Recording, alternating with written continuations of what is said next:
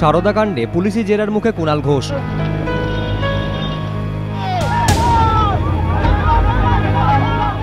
জেরার পর কংগ্রেসের বিক্ষোভের মুখে তৃণমূল সাংসদ।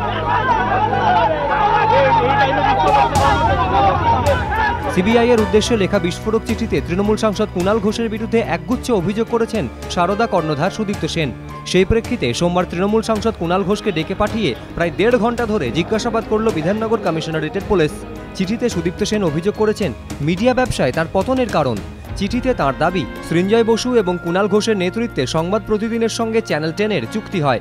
মুখ্যমন্ত্রীর সঙ্গে ঘনিষ্ঠতার কথা উল্লেখ করে প্রতিদিনের তরফে তাকে আশ্বাস দেওয়া হয় চুক্তি হলে নিরাপদ এবং নির্বিঘ্নে ব্যবসা চালাতে যাতে রাজ্য সরকার এবং কেন্দ্রীয় সরকারের দিক থেকে কোনো সমস্যায় না পড়তে হয় তার জন্য প্রোটেকশন দেবেন তারা।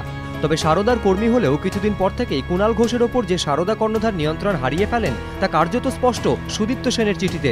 উল্টে কুণাল ঘোষই তাকে হুমকি দেন বলে অভিযোগ। চিঠিতেও তাঁর অভিযোগ, কুণাল ঘোষ মাত্র 55 লক্ষ টাকায় চ্যানেল 10 বিক্রি করে দেওয়ার জন্যও তার ওপর চাপ দিয়ে সই করিয়ে নেন।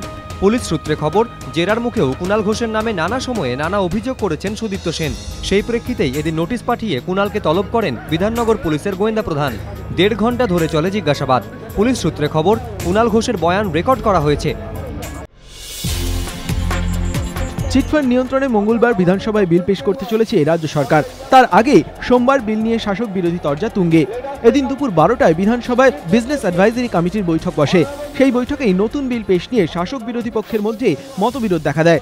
বিরোধী দলনেতা সূর্যকান্ত মিশ্রর অভিযোগ, বাম আমলের বিল কেন প্রত্যাহার করা হলো সেই ব্যাখ্যা তারা চেয়েও পাননি। তার দাবি, কারণ ব্যাখ্যা না করে বিল প্রত্যাহারের প্রস্তাবনা সংবিধান বিরোধী। পরিষদীয় মন্ত্রী পার্থ চট্টোপাধ্যায় জানান, নতুন বিল পেশের আগে সরকার পক্ষ আগের বিল প্রত্যাহারের জন্য সভায় নিয়ম নীতি মেনেই প্রস্তাব আনবে। কেন প্রত্যাহার তার ব্যাখ্যাও দেওয়া হবে। বিষয়টি নিয়ে আধ ঘন্টা আলোচনা হবে। মঙ্গলবার বাম আমলের বিল প্রত্যাহারের জন্য প্রস্তাব আনবেন পার্থ চট্টোপাধ্যায়। নতুন বিল পেশ করবেন অর্থমন্ত্রী অমিত মিত্র। বিলের ওপর 3 ঘন্টা আলোচনা হবে। সময় বরাদ্দ হয়েছে শাসক দলের জন্য 1.5 ঘন্টা ও বিরোধী পক্ষের জন্য 1.5 ঘন্টা। তবে আলোচনায় বামেরা অংশ নেবে কিনা তা এদিন স্পষ্ট না করলেও কংগ্রেস জানিয়েছে তারা অংশ নেবে। রবিবার উত্তর 24 পরগনার পানিহাটি সভা থেকে সারদা কাণ্ডের সঙ্গে শাসক দলের যোগ থাকার অভিযোগে সরব হয়েছিলেন প্রাক্তন মুখ্যমন্ত্রী বুদ্ধদেব ভট্টাচার্য। এবার বুদ্ধদেবকে পাল্টা নিশানা করে আক্রমণে নামলেন তৃণমূলের মহাসচিব পার্থ চট্টোপাধ্যায়। সোমবার প্রাক্তন মুখ্যমন্ত্রীকে লক্ষ্য করে পার্থর প্রশ্ন, 2010 সালে চলচ্চিত্র উৎসব হয়েছিল কার টাকায়? সারদা সেই টাকা দেয়নি তো? সারদা কাণ্ডে কংগ্রেসের জড়িত থাকার অভিযোগে এদিন সরব হন পার্থ।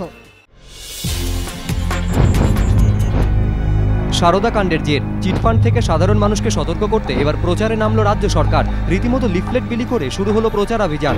কিন্তু শুধুই কি সারদা কাণ্ড, নাকি রাজ্য সরকারের এই উদ্যোগের নেপথ্যে রয়েছে অন্য কোনো কারণ?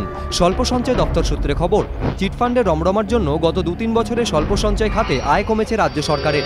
পাশাপাশি ডাকঘর ও ব্যাংকের সুদের হার কমায় এবং এজেন্টদের কম সুদ দেওয়ায় ধীরে ধীরে সরকারের স্বল্প সঞ্চয় প্রকল্পগুলি থেকে মুখ ফিরিয়ে নিয়েছে সাধারণ মানুষ।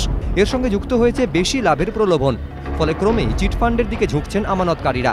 শুধু তাই নয়, দীর্ঘদিন ধরে বেহাল অবস্থা রাজ্য সরকারের স্বল্প সঞ্চয় দপ্তরেরও। জেলায় জেলায় সেভিংস ডেভেলপমেন্ট অফিসারের কমপক্ষে 360টি পদ খালি। 20টি জেলায় শূন্য পড়ে রয়েছে 14টি সহ অধিকর্তার পদও। এই পরিস্থিতিতে সারদা কাণ্ডের পর নতুন করে স্বল্প সঞ্চয় প্রকল্পে সাধারণ মানুষের আস্থা ফিরিয়ে আনতে উদ্যোগী হল রাজ্য সরকার। সোমবার থেকে প্রচারে নামল ক্ষুদ্র সঞ্চয় দপ্তর। লিফলেটে সরকারের বার্তা, অধিক সুদ বা অধিক লাভের আশায় যেখানে সেখানে টাকা জমাবেন না, সরকারের স্বল্প সঞ্চয় প্রকল্পে টাকা রাখুন।